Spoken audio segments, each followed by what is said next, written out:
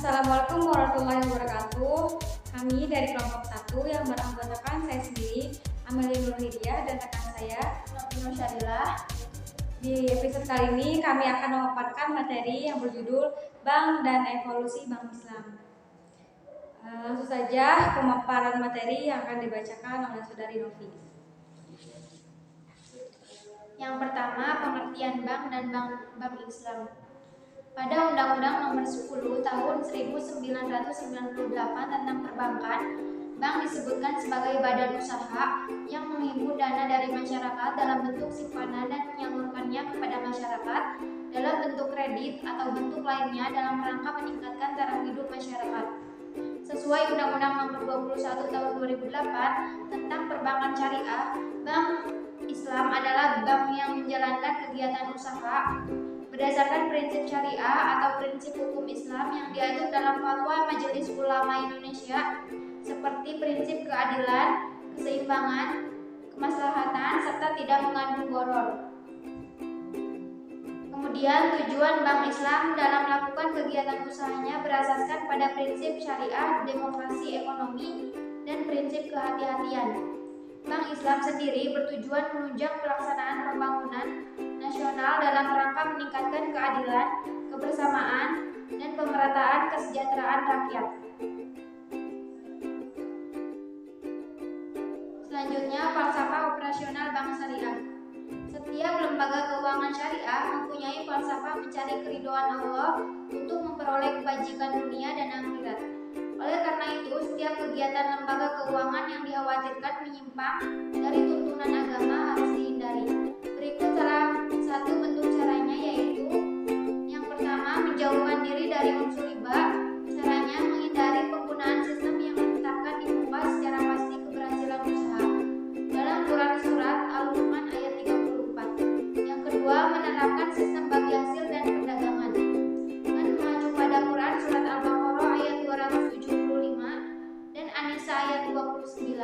Maka setiap transaksi kelembagaan syariah harus dilandasi atas dasar sistem bagi hasil dan perdagangan atau transaksinya didasari oleh adanya pertukaran antara uang dan barang. Materi selanjutnya akan dibacakan oleh Saudari Amel.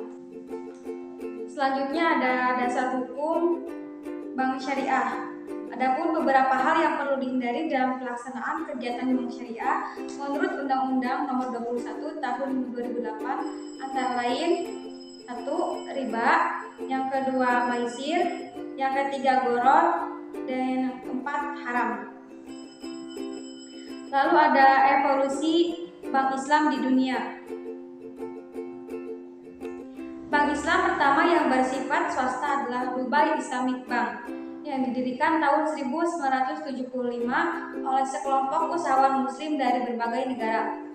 Pada tahun 1977 berdiri dua bank Islam dengan nama Faisal Islamic Bank di Mesir dan Sudan.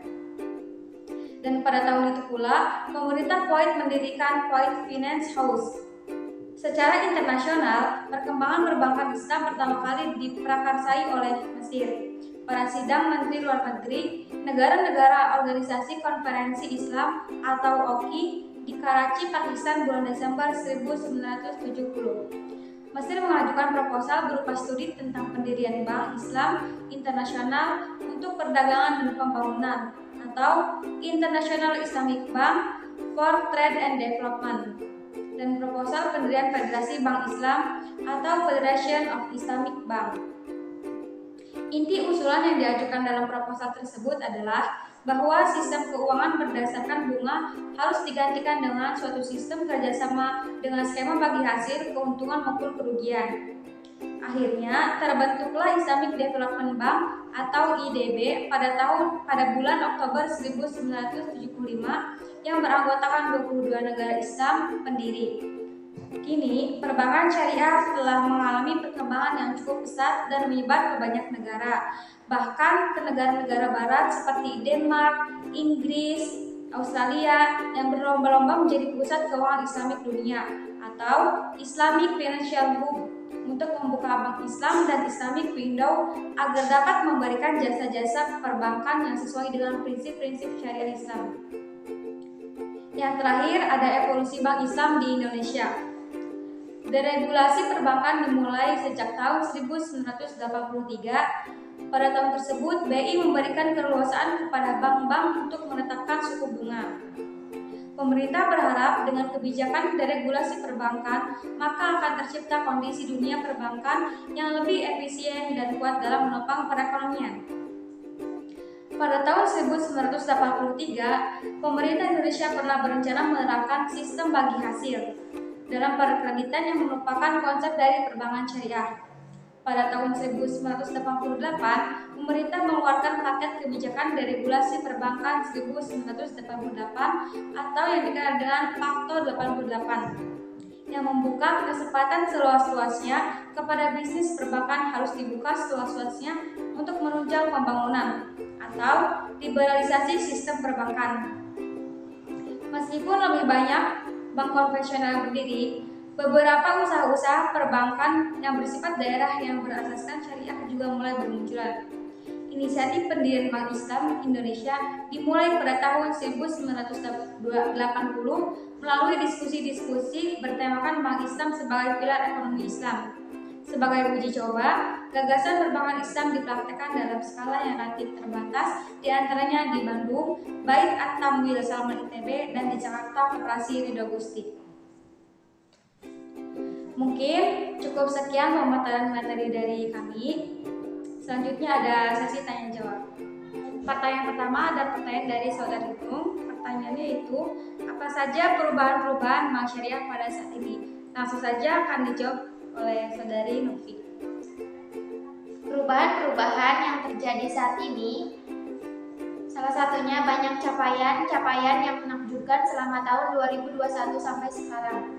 Hal ini karena adanya dorongan pemerintah Indonesia yang melihat potensi mayoritas warganya yang sebagian besar merupakan warga muslim. Mungkin itu penjelasan dari saya. Selanjutnya ada pertanyaan kedua, yaitu pertanyaan dari Saudari Kopi. Mengapa pertumbuhan dari bank syariah masih tertinggal jauh dengan bank konvensional, dan bagaimana peran bank syariah dalam perkembangan ekonomi di Indonesia? Langsung saja akan dijawab oleh Saudari Novi. Ada beberapa faktor yang menyebabkan bank syariah tertinggal, yaitu faktornya yang pertama perlambatan pertumbuhan penduduk syariah. Yang kedua, adanya faktor internal yang berpengaruh signifikan terhadap pertumbuhan aset bank syariah.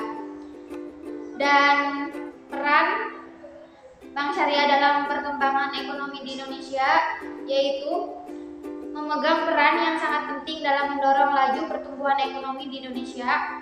Hal ini dapat dilakukan dengan menumbuhkan sektor investasi melalui dana pihak ketiga dan menumbuhkan pembiayaan melalui pembiayaan yang diberikan kepada masyarakat. Mungkin itu penjelasan dari saya. Terima kasih kepada Saudari Nunung dan Saudari Kopi yang telah bertanya, dan terima kasih pula kepada Saudari Novi yang telah menjawab pertanyaan. Mungkin cukup sekian pemaparan materi dari kelompok kami. Kurang lebihnya mohon maaf. Wassalamualaikum warahmatullahi wabarakatuh.